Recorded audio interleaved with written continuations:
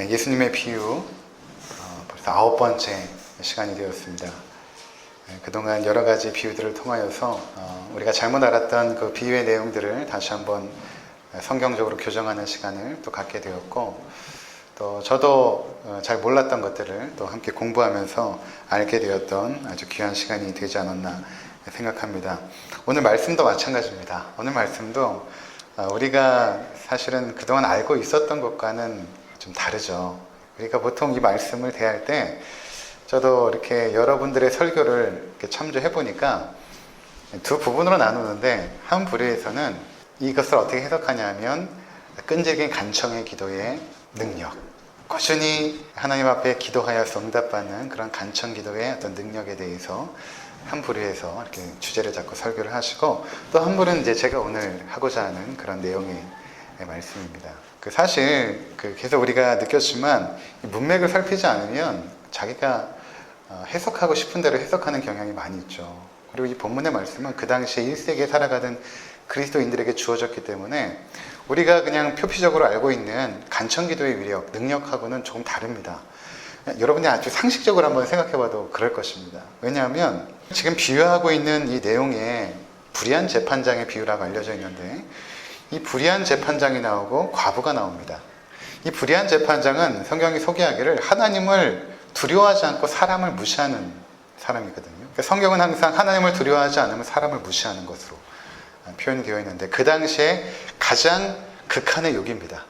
어떤 사람을 욕할 때에 저 사람 하나님을 두려워하지 않고 사람을 무시하는 사람이야 라고 했을 때 아주 지독한 욕이 되는 것이거든요. 근데 이 재판장이 지금 그런 욕을 받고 있는 재판장입니다. 그리고 그 당시에 재판장이라고 할 때는 우리가 생각하는 오늘날의 법정하고는 좀 틀립니다. 그러니까 어떤 사람들이 이 재판장이 됐냐면 돈을 주고 이 재판 업무를 사는 것입니다.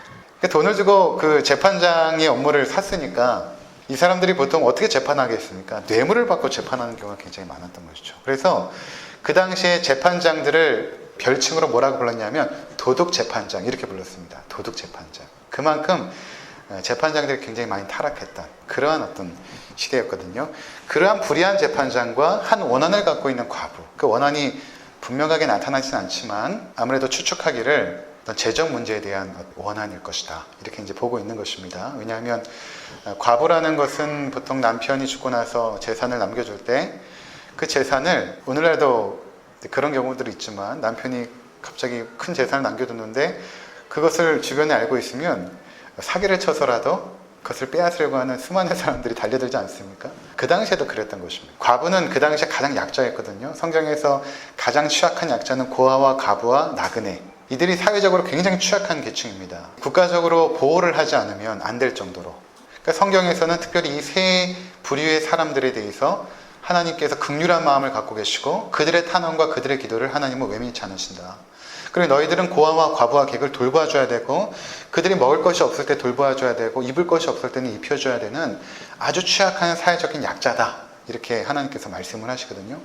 그런데 그럼에도 불구하고 그 당시에 이 타락한 죄인들은 이 과부의 재산을 탐하여서 도둑질하는 경우들이, 사기를 치는 경우들이 굉장히 많이 있었던 것입니다. 당연히 이 과부도 그런 원한이 있었던 것이죠. 자, 이렇게 불의한 재판장과 원한을 가지고 있는 과부와, 그리고 지금 예수님께서 비유로 하시는 부분은 누구냐면 하나님과 성도들입니다. 하나님과 성도들. 자, 지금 어떠한 내용을 지금 말씀하고 있냐면 1절에 보니까 예수께서 그들에게 항상 기도하고 낙심하지 말아야 할 것을 비유로 말씀하시거든요. 항상 기도하고 낙심하지 말아야 된다. 그런데 이 기도에 비유로 사용하고 있는 대상이 불의한 재판장과 원한을 가지고 있는 과부, 그리고 하나님과 성도들의 기도입니다.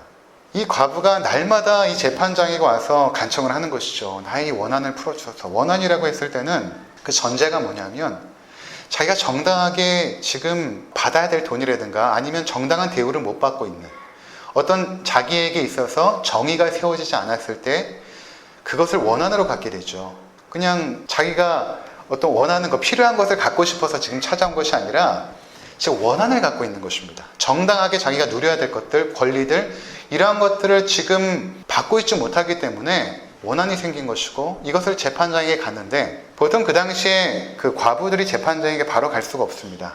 그 당시 문화는 과부가 어려운 일이 생기면 주변의 사람들이 도와주게 되어 있었습니다. 특별히 여성들 경우에는 주변의 친족들이 돌봐야 되는 그런 역할을 하고 있는데, 이 여성이 지금 재판장에게 갔다라는 것은, 직접적으로 갔다라는 것은 그 주변에 아무도 이 여성을, 이 과부를 돌볼 사람이 없었던 아주 최악의 상황이었음을 보여주는 것입니다.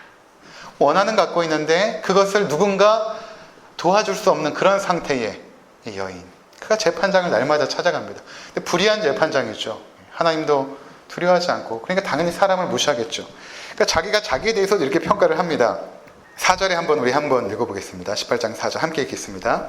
그가 얼마 동안 듣지 아니하다가 후에 속으로 생각하되 내가 하나님을 두려워하지 않고 사람을 무시하나. 자기도 자기 자신을 아는 거예요.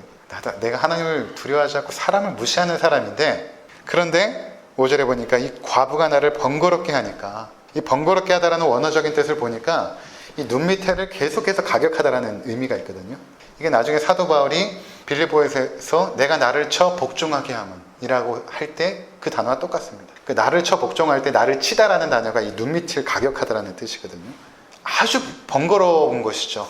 어떤 것이라고 표현하면 좋을까요? 눈에 뭐 가시가 끼었다고 할까요? 아니면 손에 이렇게 가시가 박혔다고 할까요? 그거 이상으로 굉장히 번거로운 것입니다. 이 여인이. 그러니까 뭐라고 말하냐면 내가 풀어주리라. 내가 너무 귀찮고 번거롭고 해서 내가 풀어주리라. 그렇지 않으면 데려와서 마치 내 눈밑을 계속 때리는 것처럼 그렇게 나를 번거롭게 하는데 내가 그 원한을 풀어주겠다. 그러면서 6절에 주님께서 이렇게 말씀하시죠. 또 이르시되 불의한 재판장이 말한 것을 들으라. 불의한 재판장이 뭐라고 말했습니까? 이 여인이 나를 번거롭게 하니까 내가 원한을 풀어주겠다. 그러면서 결론적으로 하물며 하나님께서 그 밤낮 부르짖는 택하신 자들의 원한을 풀어주지 아니하시겠느냐? 그들에게 오래 참으시겠느냐? 이 내용인 것입니다. 하나님께서 그의 자녀들의 기도를 오래 참으시겠느냐? 반드시 들어주시고 응답하신다. 그럼 여러분이 내용을 우리가 이제 들었잖아요. 그러면 제가 처음에 말했던 끈질기게 꾸준히 기도해야 들어주신다라는 그 하나님이 과연 불의한 재판장인가? 그렇지 않다라는 것입니다. 지금 우리는 잘못 알고 있는, 거꾸로 알고 있는, 하나님은 불의한 재판장이 아니라 의로우신 하나님이기 때문에 너희의 기도를 가장 잘 들으시고 오래 참지 않고 가장 합당한 때 하나님께서 응답하여 주시는 참으로 좋으신 너희의 하나님 아버지가 되어주신다 라는 의미인 것입니다. 그냥 우리가 내가 원하는 것을 찾아가서 하나님 끈질기게 구해서 하나님께서 그것을 들어주신다가 아니라, 하나님은 당연히 성도들의, 자녀들의 기도를 들으시고 가장 하나님의 합당한 때에 그게 오래 참지 않고 갚아주신다는 것이거든요.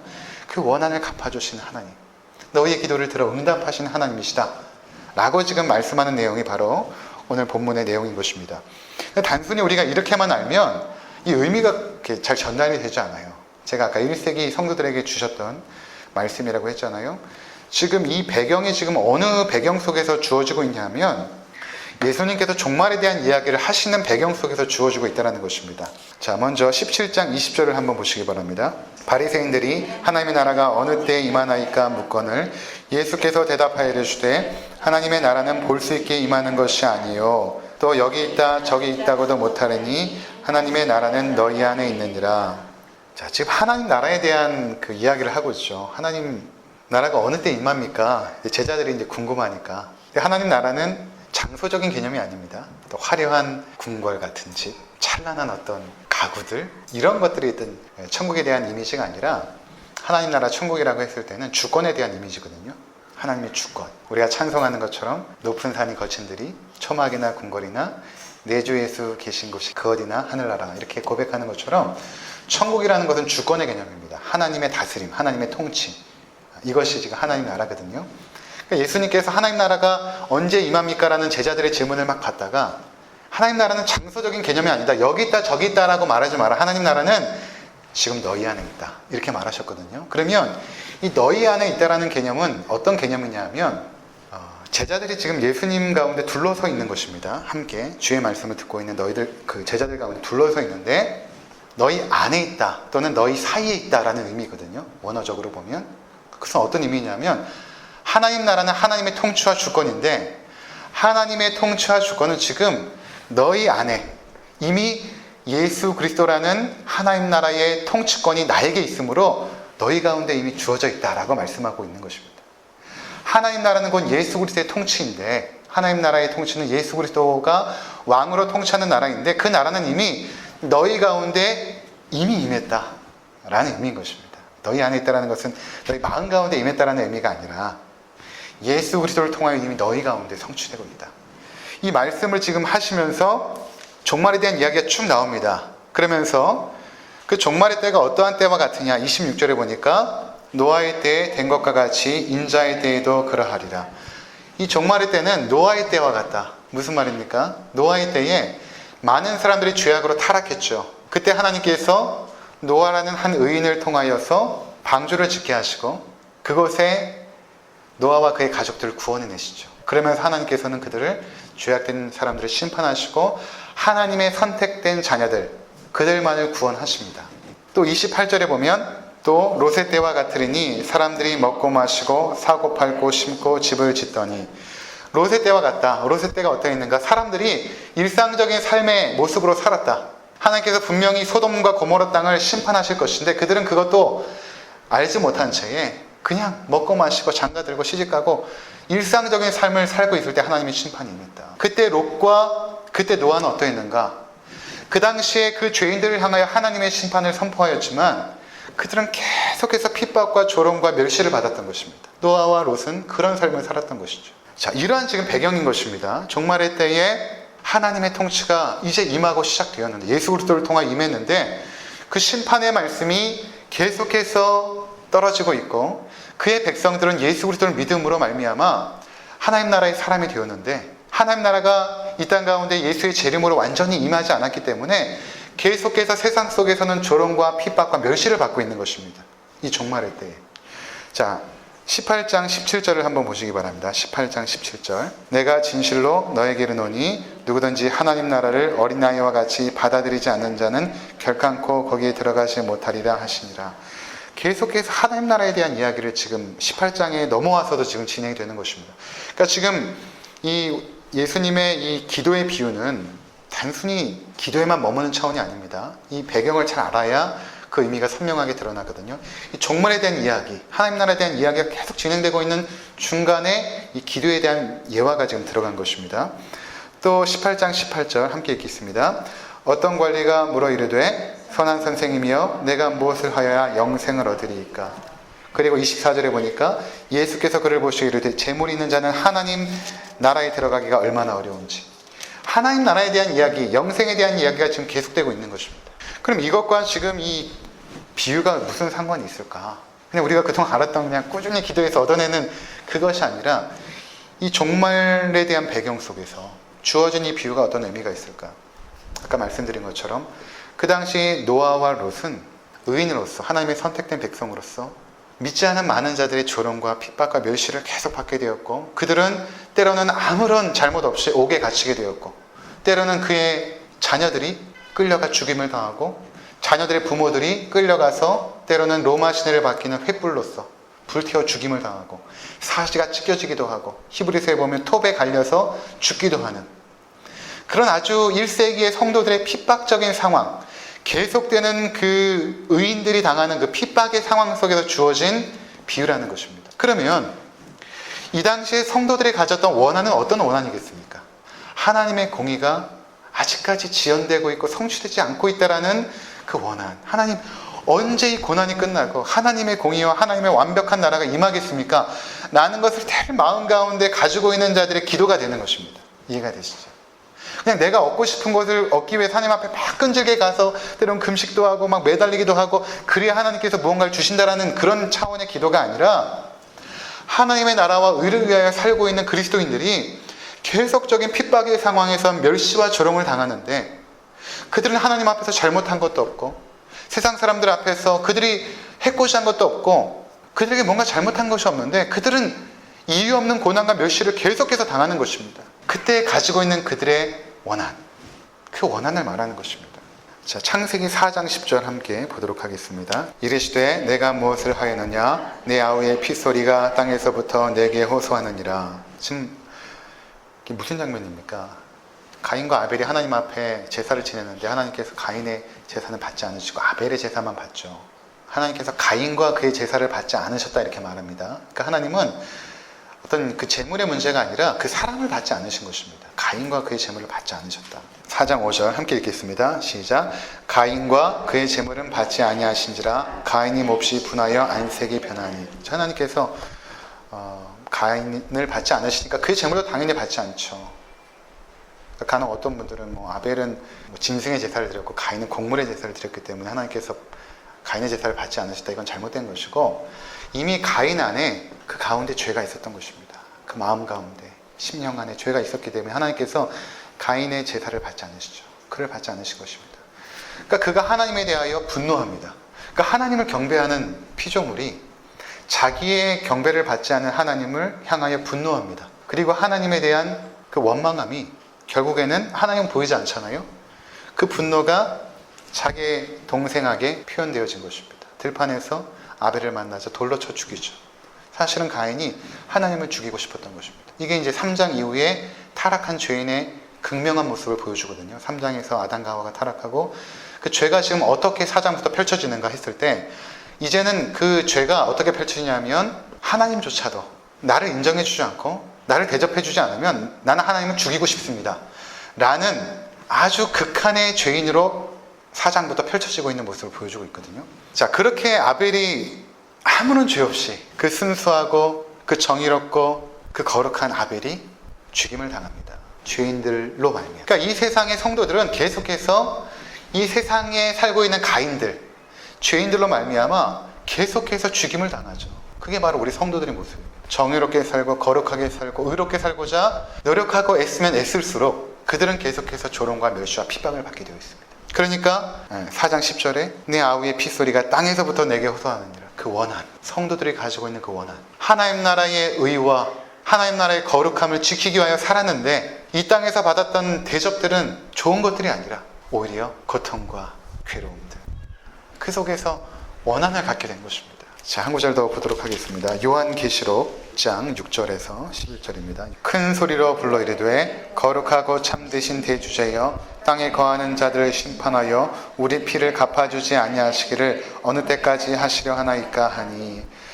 이 하나님의 백성들, 거룩한 성도들이 큰 소리로 불러 이르되, 하나님 앞에 큰 소리로 거룩하고 참되신 대주제여 땅에 거하는 자들을 심판하여 우리 피를 갚아주지 아니하시기를 어느 때까지 하시라나이까.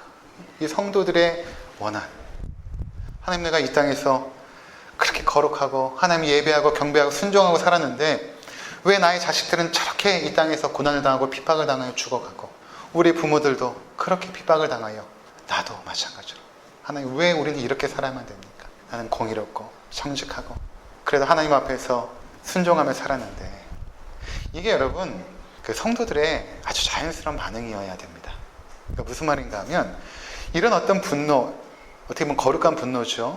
이런 어떤 거룩한 분노와 어떤 원망함들, 하나님에 대한 원망함이 나는데, 아니야, 그리스도인들은 참아야 돼, 이것이 자연스러운 게 아니라, 정말 자연스러운 그리스도인들은 이러한 핍박 상황에서 하나님 왜 내가 이런 삶을 살아야 됩니까? 이 기도의 가장 처음의 시작이거든요. 기도라는 것은 어떤 형식과 어떤 정결한 어떤 그것이 아니라 자기 안에 있는 마음에 있는 솔직한 마음을 토해내는 것입니다. 하나님 앞에 대주제하면서 그들은 정제되지 않은 기도를 막 하는 것입니다. 하나님 왜 우리의 피를 갚아주지 않습니까? 이렇게 우리는 고난당하고 핍박받는데 언제까지 하나님 참으시겠습니까? 라고 하나님 앞에 간곡하게 지금 매달리고 있는 것입니다. 지금 과부의 모습과 똑같지 않습니다. 그에게 가지고 있는 그 원한.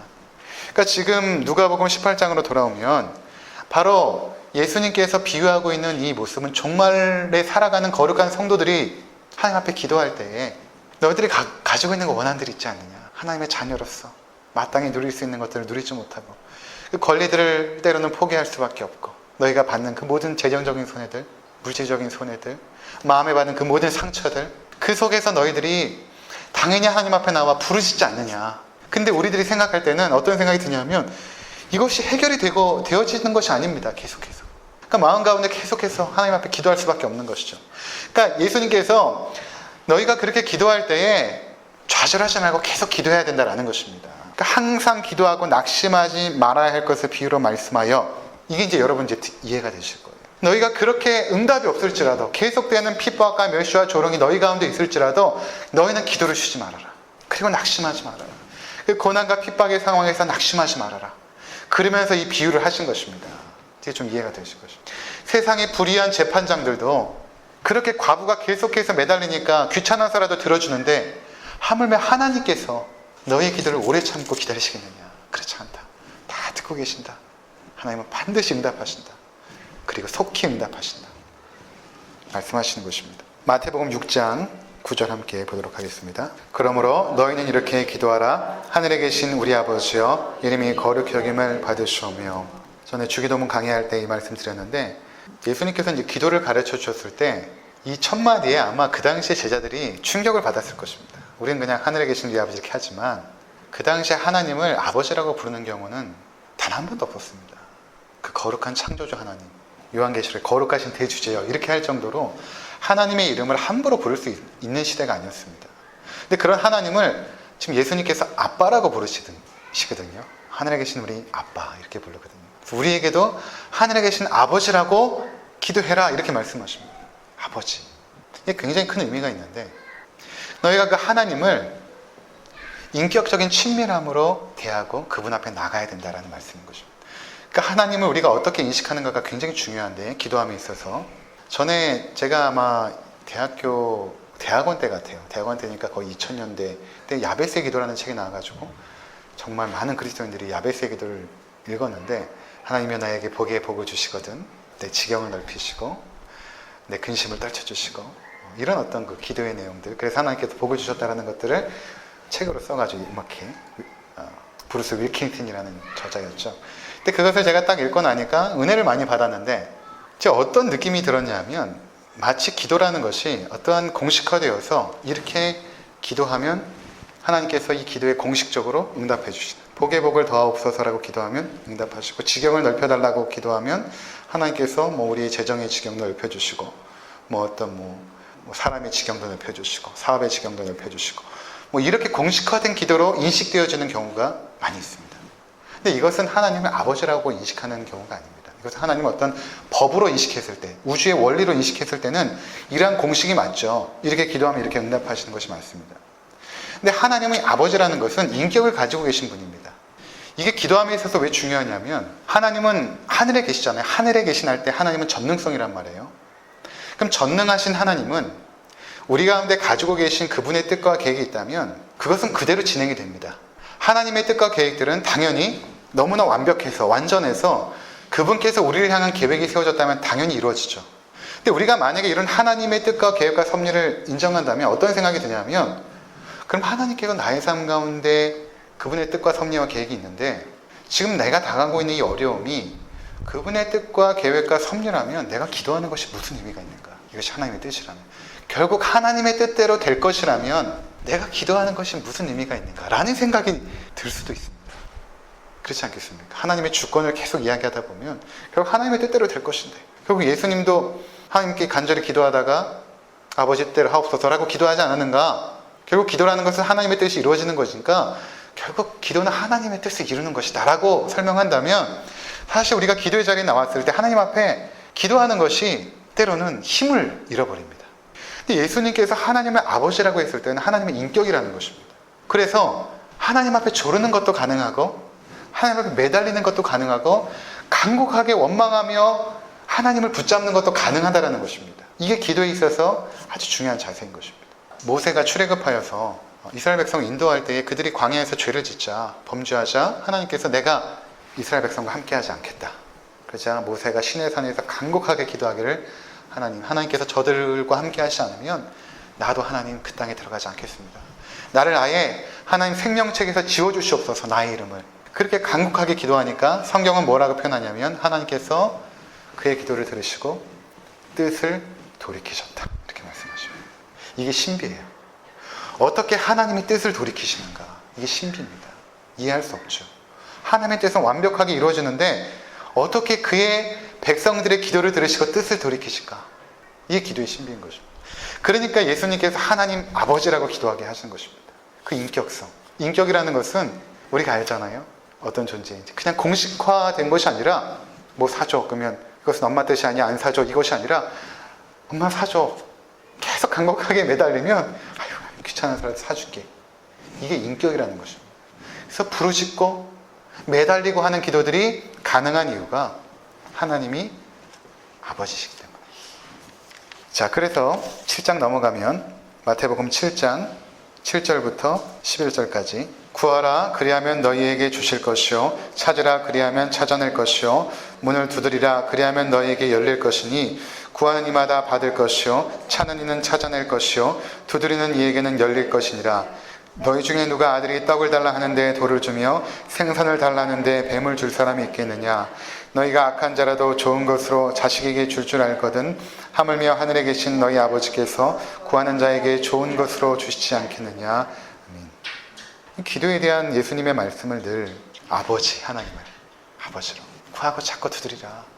하나님이 인격이기 때문에, 하나님은 우주의 질서나 법이 아니라 인격이기 때문에 너희가 구하고 찾고 두드리며 하나님은 좋은 아버지가 되셔서 너희에게 가장 좋은 것을 주신다. 세상의 악한 아버지들도 자식에게 좋은 것 주지 않느냐. 불의한 재판장과 똑같은 것이죠. 세상에 하나님도 두려워하지 않고 사람도 무시하는 그 재판장이, 그 불의한 재판장이 그 원한을 가진 그 과부의 간청을 들어줄 정도로 그렇게 끈질기게 매달릴 때 그렇게 들어줄 때 하물며 하늘에 계신 너희 아버지께서 구하는 자에게 좋은 것으로 주시고 속히 그 기도를 들어주지 않겠느냐 라고 말씀하고 있는 내용이 바로 오늘 본문의 내용과 같은 것입니다. 자, 그래서 우리가 지금 종말의 배경 속에서 성도들이 가지고 있는 이 원한, 그때 하나님 앞에 낭망할 때마다 다시 한번 이 비유를 떠올리고 기도했던 하나님의 자녀들의 그 모습들. 자, 그렇다면 아까 요한계시록에서 그 원한을 가졌던 그 성도들은 어떻게 되었을까? 그들이 하나님 앞에 하나님 왜 언제까지 우리는 이렇게 고통받고 살아야 됩니까? 라고 울부짖었던 그 성도들, 그들이 어떻게 되었을까 한번 살펴보겠습니다. 요한계시록 8장 3절에서 5절. 또 다른 천사가 와서 제단 곁에 서서 금향로를 가지고 많은 향을 받았으니 이는 모든 성도의 기도와 합하여 보좌 앞 금제단에 드리고자 함이라. 향은이 성도의 기도와 함께 천사의 손으로부터 하나님 앞으로 올라가는지라. 천사가 향로를 가지고 제단에 불을 담아다가 땅에 쏟음에 우리와 음성과 번개와 지진이 나더라. 아멘. 이 영적 세계에서 일어나는 일이거든요. 우리가 기도할 때에 천사들이 4절에 보니까 금향로를 가지고 성도들의 기도를 담습니다. 그리고 그 기도가 하늘로 올라가죠. 천사의 손으로부터 하나님 앞으로 올라갑니다. 천사가 향로를 가지고 제단의 불에 담아다가 땅에 쏟음에 우리와 음성과 번개와 지진이 나더라. 무슨 말입니까? 성도들의 이 땅에서의 그 한 맺힌 기도, 그 기도가 하늘 보좌에 상달되었고 하나도 땅에 떨어진 것이 없이 하늘 보좌에 다 상달되었고 결국 응답된다는 것입니다. 반드시 응답된다는 것입니다.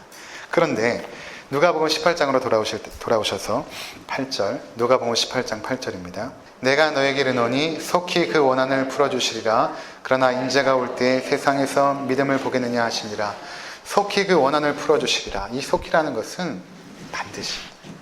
근데 하나님은 속히 응답하시는데 그 하나님의 속히와 우리의 속히가 달라서 이제 문제가 되는 것입니다. 하나님의 응답의 때가 있죠. 우리가 원하는 때와는 다를 때가 있습니다. 우리가 원하는 때에 응답이 내려오기도 하지만 그렇지 않을 때도 있거든요. 하나님께서 아브라함에게 너를 통하여 씨를 주겠다 약속을 하시죠. 아브라함이 하나님의 응답을 받았습니다. 하나님께서 나를 통하여 내 후손을 별처럼 많게 하시겠다라는 그 약속을 받습니다. 근데 아브라함이 그 약속을 받고 계속해서 지연되니까 어떻게 합니까? 첩을 얻어서 이스마엘을 낳죠. 그리고 나서 그 가정에 불화가 생깁니다. 그리고 하나님은 이삭을 아들로 주시지 않습니까? 그러니까 하나님이 약속하신 것은 하나님의 때가 있다는 것입니다. 반드시 응답할 때가 있는데 아브라함이 기다리지 못한 것입니다. 그러면 기다리지 못하고 결국에는 자기 마음대로 일을 벌리게 되면 그것이 결국 우리에게 그 짐이 되어지거든요. 올무가 되어집니다. 하나님은 반드시 속히 이루어주시는데 그 속히라는 것은 내가 생각한 때와 다를 수가 있다. 이것을 우리가 알아야 되는 것입니다. 그래서 예수님께서 이 비유를 하시는 거예요. 낙심하지 말아라. 반드시 이루어진다. 그게 네 때가 아니라 너의 자녀의 때일 수도 있다라고 말씀하시는 것입니다. 이거 잘 생각해 보시기 바랍니다. 여러분들이 지금 받고 있는 그 은혜와 축복들이 여러분들이 정말 하나님 앞에서 기도해서 받은 것들입니까? 아니면 잘 생각해 보세요. 아니면 누군가 여러분들을 위해서 기도해서 여러분들이 받으신 것입니다. 제 경험만 하면 저희 할머니, 할아버지, 어머니, 아버지 기도로 제가 복을 누립니다. 그분들은 저와 같은 복을 누리지 못하셨어요. 저희 집이 2층이 이제 교회였거든요. 그러면 새벽에 4시만 되면 할머니, 할아버지랑 같이 잤으니까 일어나셔서 위층 교회로 가십니다. 그럼 이제 찬송가가 울려 펴지면 그때 제가 눈을 떠요. 누워있지만 그 찬송가 소리를 이렇게 듣습니다. 또 그 잠을 못 이루죠. 이렇게 어릴 때. 그럼 이제 할머니 할아버지가 내려오세요. 내려오신 것들이 다 눈은 뜨지 않았지만 인기척으로 다 알죠. 그러면 입을 덮어주고 이마에 손을 얹고 기도하시고 주무시고 매일 새벽마다 기도를 드리시고, 그런데 저희 가정 가운데 참 힘들고 어려운 일들이 굉장히 많이 이제 일어났던 것입니다. 그것들이 연단의 시간이었죠. 그리고 이제 저희 아버지도 이제 목회를 하시고 이제 개척교회였으니까 지금도 기억나는데 저희 아버지의 머리가 완전히 하얀색입니다. 저는 아버지 닮지 않았는데 이미 40대 초반부터 완전히 백발이세요. 근데 그 백발머리를 완전히 올백으로 다 넘기시거든요. 드라이를 해서. 그걸 언제부터 하시냐면 새벽 4시에 일어나셔서 새벽 4시에 일어나셔서 드라이를 하시고 4시 20분이면 딱 나가시는데, 교회가 멀어서. 그럼 교회 가면 누가 있는가? 한 분 계실 때 있고 아무도 없을 때가 대부분입니다. 한 분 계시고 아무도 없을 때가. 그리고 그 한 분도 교인도 아니고 동네에 사시는 분 한 분 오신 거예요. 그래도 늘 새벽 4시면 일어나셔서 드라이 하시고 다 하시고 기도를 하신단 말이에요. 근데 나중에 덜컥 폐암에 걸리시고 가족들이 굉장히 이제 시험에 든 거죠. 어떻게 할머니 할아버지 때부터 그렇게 새벽 제단을 쌓고 그렇게 신실하게 우리가 하나님 앞에 매달려 기도했고 우리가 가지고 있는 재산들을 다 하나님의 교회에 헌납하고 그렇게 살았던 우리 가정에 닥친 그런 어려움들을 해석을 하지 못하는 것입니다. 그 기도가 과연 어디에 갔을까? 사실은 그 아버지가 병상에 있을 때 저희 가족 모두가 그런 의문이 있었어요. 그 기도들이, 쌓여진 기도들이 과연 어디 갔을까? 근데 여러분 참 무서운 게 뭐냐면, 무서운 것보다 참 은혜스러운 게 뭐냐면, 기도라는 것이 쌓인다라고 하잖아요. 참 맞는 것 같은 것이, 이제 눈이 이렇게 내리면 그 눈이 무슨 힘이 있겠어요. 근데 눈이 내리다가 나무에 쌓이면 그 눈의 힘에 그 거목이 툭툭 부러집니다. 그 마지막 눈 조금에 거목이 넘어가죠. 우리 인생의 삶의 문제들이 기도가 차곡차곡 쌓여서 어느 때가 되어졌을 때 하나님께서 놀라운 역사들을 이루세요. 근데 그것들을 지금 우리가 받아들인다는 것입니다.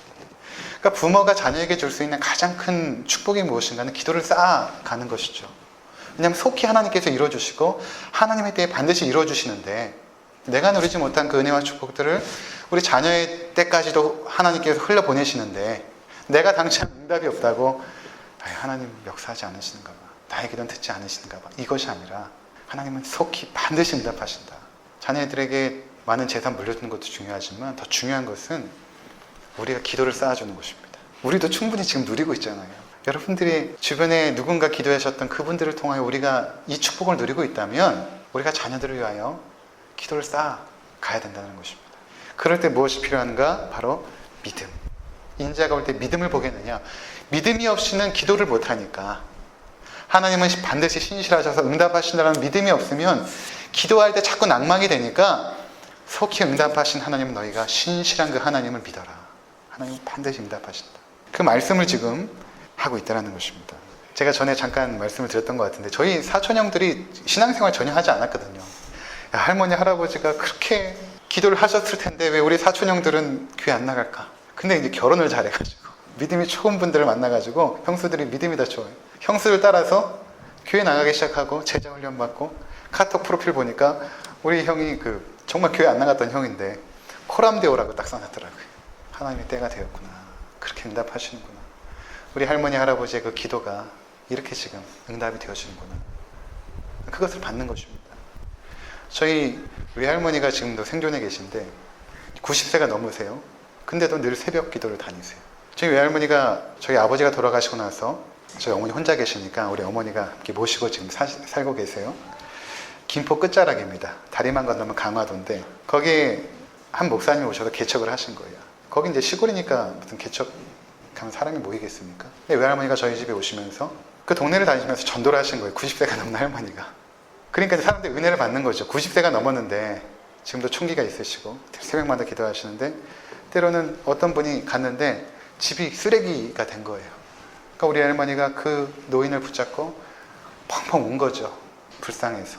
그러니까 그분이 감동받아서 교회를 가고 그렇게 해서 16분인가 17분의 어르신들이 우리 외할머니를 통해서 전도를 받아서 교회가 하나 세워진 것입니다. 새벽 기도가 15분이 늘 넘는데요. 어르신들이 새벽에 뭐 하겠어요? 일어나면 교회 나가는 것이죠. 근데 그런 외할머니의 기도들이 저에게 축복으로 임하는 것입니다. 저뿐만 아니라 우리의 가족들 그리고 저의 자녀들까지도 그 할머니의 기도가 우리에게 축복으로 응답이 되어지는 것이죠. 우리 아마 외할머니는 고생하고 힘든 인생을 사셨을 것입니다. 그런데 그 응답의 복은 우리가 누리고 있습니까? 그렇다면 우리도 그 은혜를 받은 자로서 오늘 비유처럼 기도하되 낙심하지 말고 믿음을 가지고 꾸준히 기도해라.